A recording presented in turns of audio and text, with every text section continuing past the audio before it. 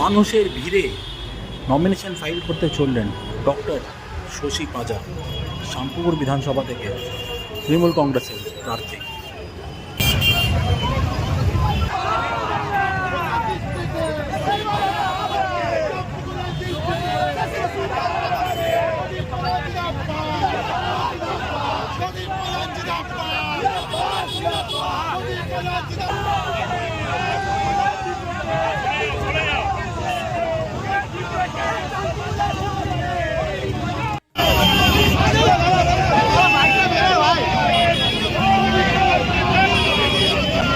দাদা একটু হাতটা সরান, দাদা একটু হাতটা সরান।